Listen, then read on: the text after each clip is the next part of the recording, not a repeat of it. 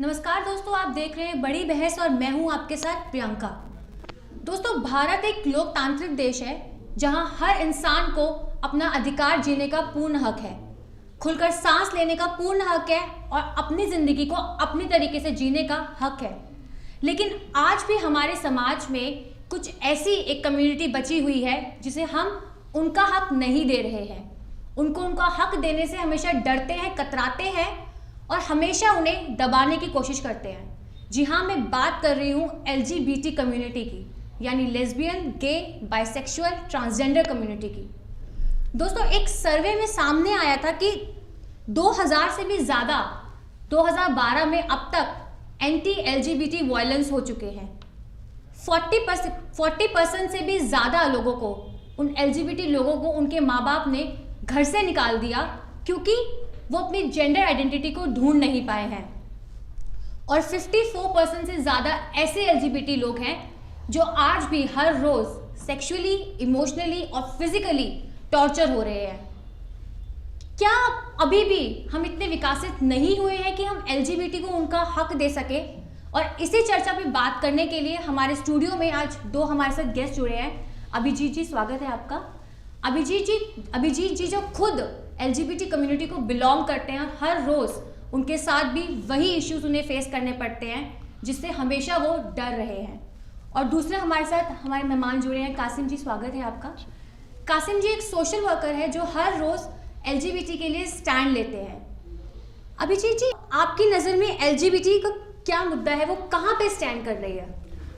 जब LGBT की बात करते हैं तो मुझे लगता है कि आज हम एक बहुत बड़े स्ट्रगल को फेस कर रहे हैं अपनी लाइफ को एंड अपने एक्सप्रेशन को लेके। आजकल फ्रीडम ऑफ एक्सप्रेशन की आवाज़ उठ रही है एंड LGBT का फ्रीडम ऑफ एक्सप्रेशन कितने सालों से दबाया जा रहा है एंड शायद किसी ने नहीं देखा है या सोचा। बात यही होती है कि सोसाइटी में सेक्स एक टैबू की तरह हम देखते हैं एंड एनीथिंग जो सेक्स के अराउंड होती है, not just LGBT, sex work हो गया, प्री मैरिटल चेस्टिटी हो गया, प्री मैरिटल रिलेशनशिप्स हो गए, उसके बारे में हम बात करने से कतराते हैं हमेशा एंड उस पर डिस्कशन भी नहीं करना चाहते हैं। तो कहीं ना कहीं जब समाज ने उस डिस्कशन को आगे नहीं ले गए, हम उस डिस्कोर्स को आगे नहीं ले गए एंड साथ ही साथ हमारा जो एक लॉ है जो हमारी सेक्सुअल एक्ट्स को लिमिट करता है एंड कहीं ना कहीं हमारी आइडेंटिटी को भी हाइड करता है, तो मुझे लगता है कि बहुत ही डिसमल सिचुएशन है, बहुत ही बिजार सिचुएशन है LGBT कम्युनिटी की इन द कंट्री। जी कासिम जी, मेरा सवाल आपसे ये है कि हम जॉब के लिए, हमें चाहे हम कितने ही एजुकेटेड क्यों ना हो जाए, जॉब हमारे लिए एक मस्ट है। हम पढ़ लिख के एक अच्छी जॉब पाना चाहते हैं, अपना फ्यूचर को सिक्योर रखना चाहते हैं, लेकिन आज भी हम LGBTs को वो फ्यूचर नहीं देते हैं, वो जॉब नहीं देते हैं। स्कूल्स की बात हो गई, कॉलेजेस की बात हो गई है, उनको हमेशा नीचे क्यों गिराया जाता है? क्यों हम उनको उनका फ्यूचर क्यों नहीं सिक्योर कर सकते? और आपको क्या लगता है कि कितना उनका फ्यूचर सिक्योर है? देखिए, बेसिकली इसमें गलती किसी LGBT कम्युनिटी के मेंबर की नहीं है। ये दिक्कत है हमारे अंदर, हमारे सोशलाइजेशन में, हमें जो सोशल एनवायरनमेंट मिला है उसकी गलती है। आज स्कूल्स में अगर कोई LGBT के कम्युनिटी के बच्चे अगर आइडेंटिफाई हो जाते हैं तो बाकी बच्चे उनका बहुत मजाक उड़ाते हैं, जैसा आप जानती हैं। फिर क्या होता है कि वर्क प्लेस में भी उनको हैरेस किया जाता है, उनका मजाक बनाया जाता है, उन्हें कई बार बहुत डिफरेंटली बिहेव उनके साथ किया जाता है because they have belong to LGBT community. तो इन सारी चीज़ों पे तो है, समाज में अब भी टैबू है और हमें इसके खिलाफ आवाज़ उठानी होगी और इसके लिए हमें उनकी राइट्स की बात प्रमोट करनी होगी। बिल्कुल। अभिजीत जी, मेरा सवाल आपसे ये है कि हम कितना भी आगे क्यों ना बढ़ रहे, रिलेशनशिप्स को हम बहुत वैल्यू करते हैं। एक कपल हो जिसमें एक लड़का होता है, एक लड़की होती है, वो अपने रिलेशनशिप को बाहर अगर किसी को बताते हैं तो उन्हें खुल के एक्सेप्ट किया जाता है। लेकिन जब बात LGBT की होती है, अगर कोई लेस्बियन अपना रिलेशनशिप दिखाती है, कोई गे दिखाता है, कोई बाइसेक्सुअल हो, कोई ट्रांसजेंडर हो, वो अगर अपने रिलेशनशिप्स को दिखाते हैं तो उन्हें हमेशा एक बुरी नज़र से देखा जाता है। बात ऐसी है कि हमारे सोसाइटी में एक कल्चर है जिसको हम कभी फील नहीं करते, हम कभी समझ नहीं पाते, बट हमारे साथ ही है। उसको कहते हैं हेटेरोनॉर्मेटिविटी, मतलब हेटेरोसेक्सुअलिटी एज नॉर्मल एंड हेटेरोसेक्सुअलिटी को ही देखना एज द ओनली थिंग। तो जब उस कल्चर से हम आते हैं, हमेशा बचपन से ही हम उसी कल्चर से को देखते देखते हम बड़े होते जा रहे हैं, तो कहीं ना कहीं हम मेल टू फीमेल रिलेशनशिप्स को ही नॉर्मल समझते हैं। एंड एनीथिंग जो इस चीज़ पे फिट नहीं करती, हमें लगता है वो गलत है, या वो अननेचुरल है, या वो मजाक बनाने के लायक है। सो इसीलिए जो एक लेस्बियन हो गई या एक कोई गे पर्सन हो गया, वो अपने रिलेशनशिप्स के बारे में ओपनली नहीं बता पाते, बिकॉज उनको सबसे पहले एक्सेप्टेंस का डर होता है। दूसरी चीज़ अपने दोस्तों से मजाक बनने का कि तुम ऐसे हो, तुम्हारा बिहेवियर ऐसा है। एंड कहीं ना कहीं उनको एक एक्सक्लूजन का भी डर होता है, कहीं ना कहीं लोग मुझे अलग ना कर दें, मुझसे बात करना ना बंद कर दें, कहीं मेरा मजाक ना बनाएं। सो इन सब चीज़ों के डर की वजह से लोग ओपनली अपने रिलेशनशिप को सामने नहीं ले आ पाते हैं। कासिम जी, आप तो एक सोशल वर्कर हैं और आप रोज़ देखते होंगे कि किस तरह से उनको उनकी रिलेशनशिप्स को एक्सेप्ट नहीं किया। जैसे अभी अभिजीत जी ने बताया भी कि एक गे को तो फिर भी लोग एक्सेप्ट एक पॉइंट पे कर लेते हैं, लेकिन लेस्बियंस को अभी भी उतना ही दबाया जा रहा है। लेकिन बात अगर हम ट्रांसजेंडर्स की करें तो उनको भी उनका अधिकार नहीं मिल रहा है। तो क्यों ऐसा है अभी भी कि LGBT पूरी तरह से दबी हुई कम्युनिटी बनी हुई है? देखिए, जैसे आपने ट्रांसजेंडर को यहाँ पे मेंशन किया, तो मैं ये बताना चाहूँगा कि गवर्नमेंट ने बिल पास कर दिया है, बट वो अभी तक एक्ट नहीं बना है ट्रांसजेंडर्स के लिए, जो कि आप अपने में ही बहुत कॉन्ट्राडिक्टरी है कि आपने बिल पास कर दिया, एक्ट बना नहीं है, तो वो अभी इम्प्लीमेंटेशन में बहुत टाइम लगेगा। ठीक है। और दूसरी बात ये कि हमारे जो पेरेंट्स हैं, ठीक है, वो एक पैट्रियार्कल सोसाइटी में हमेशा जिए, जो कि हम भी अभी कंटिन्यू कर रहे हैं, एक पैट्रियार्कल सोसाइटी में जीना। ठीक है। इसलिए एक लड़का और एक लड़की में आज भी डिफरेंस किया जाता है। लेस्बियंस को बाहर अपना स्वभाव और अपने अंदर की जो इच्छाएं हैं वो प्रकट करने में आज ही बहुत दिक्कत होगी एज कंपेयर टू गे, क्योंकि हमेशा हमारे सोसाइटी में जेंडर का इम्बैलेंस रहा है। ठीक है। तो इस वजह से तो ये दिक्कत तो आएगी ही। कासिम जी, मेरा आपसे अगला एक और सवाल यही है, आपने यहाँ पे लॉ की जो बात करी थी, अमेंडमेंट की जो बात करी है, सेक्शन 377 को जो सरकार ने था, उन्होंने ब्रिटिशर्स के टाइम पे ब्रिटिश की सरकार ये लेकर आई थी, ये सेक्शन 377, जिसमें सेम सेक्सुअल इलीगल कहा गया है और इसके लिए पेनल्टी दी गई है लाइफ इम्प्रिजमेंट। लेकिन ब्रिटिशर्स ने अपने 50 साल पहले अपने देश में तो ये रूल बिल्कुल ख़त्म कर दिया, लेकिन हम भारत में अभी भी उस समाज में रह रहे हैं, अभी भी सेक्शन 377 को लेके अपने साथ चल रहे हैं, जिसमें कई ऐसे फाउंडेशंस थी। मैं दर्शकों को भी बताना माफ़ करिएगा, दर्शकों को भी बताना चाहूँगी कि नाज फाउंडेशंस, हम सफ़र फाउंडेशंस, हम राही फाउंडेशंस, ये कुछ ऐसे फाउंडेशंस हैं जिन्होंने बढ़ चढ़ के, सबसे ज़्यादा नाज फाउंडेशन ने अपील की थी सेक्शन 377 को हटाने की, लेकिन सेक्शन 377 को हाई कोर्ट ने जहां अप्रूव किया, लेकिन वहीं दूसरी तरफ सुप्रीम कोर्ट ने मना कर दिया था। तो कासिम जी, आपकी नज़र में सेक्शन 377 को हटाना कितना ज़रूरी है? देखिए, ब्रिटिशर्स जब आए थे यहाँ, उससे पहले हमें थोड़ा प्री इंडिपेंडेंस के जाना होगा, प्री इंडिपेंडेंस के, तो हमें ये देखना होगा कि जो होमोसेक्सुअलिटी थी वो एक टैबू नहीं था। हम कई ऋग्वेदास में देख सकते हैं, और कई ऐसी एक खुजराऊ जगह है, टेम्पल है, जहाँ पे स्क्रिप्चर्स जो है वो स्क्रीम कर रहे हैं अबाउट होमोसेक्सुअलिटीज। ठीक है। वो वहाँ पे कई डिफरेंट तरह की हम देख सकते हैं स्क्रिप्चर्स जो कि होमोसेक्सुअलिटी को प्रमोट कर रहे हैं। ठीक है। बट आफ्टर जब ब्रिटिशर्स का यहाँ आए, उन्होंने कॉलोनाइज किया इंडिया को, उन्होंने सारे अपने थॉट्स डालना शुरू कर दिए। ठीक है। उन्होंने क्या किया, 1860 में एक लॉ ले आया 377, जिसके अनुसार अननेचुरल सेक्स कहा गया है होमोसेक्सुअलिटी को। That is very wrong. उन्होंने तो ये चीज़, वो इम्पीरियलिस्ट थे, उन्होंने तो इस चीज़ को अपने कंट्री में सुधार लिया, पर हमारे यहाँ कल्चर और रिजिडिटी इतना ज़्यादा हो चुका है कि उसे आज भी चेंज नहीं किया जा सकता। किया जा सकता है, बट उसे चेंज होने में बहुत समय लग रहा है, क्योंकि लोग बहुत रिजिड हो चुके हैं। उनकी जो सोशलाइजेशन और अपब्रिंगिंग है वो इस प्रकार हो चुकी है कि किसी चीज़ की एक्सेप्टेंस में उन्हें बहुत टाइम लगेगा। हमें काउंसलिंग के through, as a social worker, जो हमारा प्रिंसिपल्स है, काउंसलिंग के थ्रू उन्हें हम कोशिश करेंगे कि इन सारी चीज़ों को एक्सेप्ट करने में उनकी मदद हो सके। Thank you. अभिजीत जी, आप इस पे क्या कहना चाहेंगे? आपके क्या थॉट्स हैं इस पे? ब्रिटिशर्स को जब मैं देखता हूँ कि they are imperialistic forces, and ये वो फोर्सेस हैं जो अपनी कंट्री में तो सब कुछ सही कर लेते हैं, बट कहीं ना कहीं जो थर्ड वर्ल्ड कंट्रीज़ हैं उनको एक वल्नरेबल कंट्री की तरह छोड़ देते हैं। सो जब सेक्शन 377 आया, उससे पहले भी एक एक्ट आया था, क्रिमिनल ट्राइब्स एक्ट, जिसने ये बोला कि ट्रांसजेंडर्स आर इननेट, मतलब बचपन से ही, अपने स्वभाव से ही वो क्रिमिनल हैं, उनको कहीं भी आप देखो तो उनको कैप्चर कर लो या उनको जेल में डाल दो। तो जब ये एक्ट आया 1871 में, एंड कहीं ना कहीं होमोसेक्सुअलिटी के एक्ट के साथ जब ये मिला, तो एक बहुत ही बड़ा एक्सक्लूजन क्रिएट हो गया for people from LGBT community and also transgenders के लिए भी।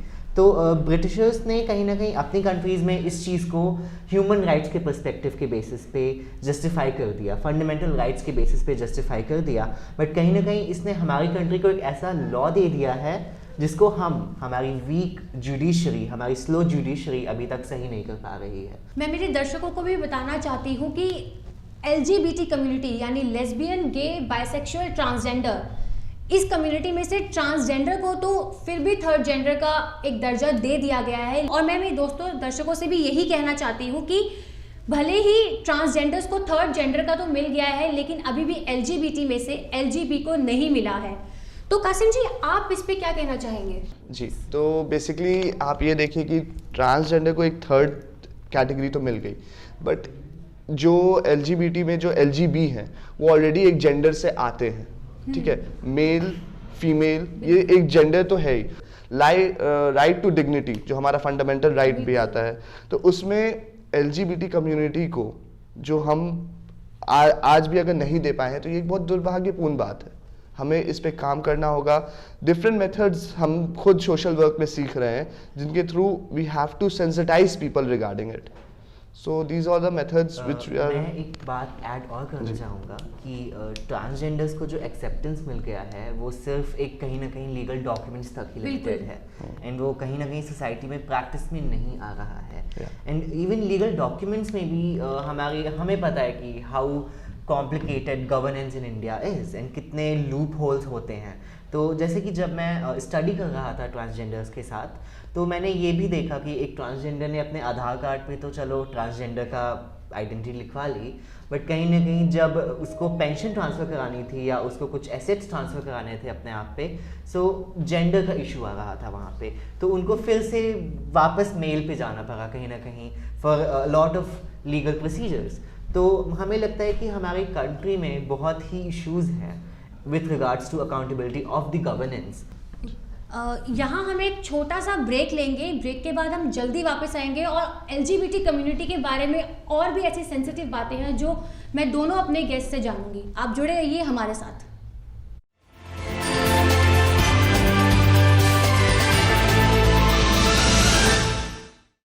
दोस्तों, ब्रेक के बाद बड़ी बहस में आपका फिर से स्वागत है। ब्रेक पे जाने से पहले हम बात कर रहे थे LGBT के इश्यूज़ के बारे में, उनकी सेंसिटिविटी के बारे में और क्या क्या प्रॉब्लम्स उनको फेस करनी पड़ती है।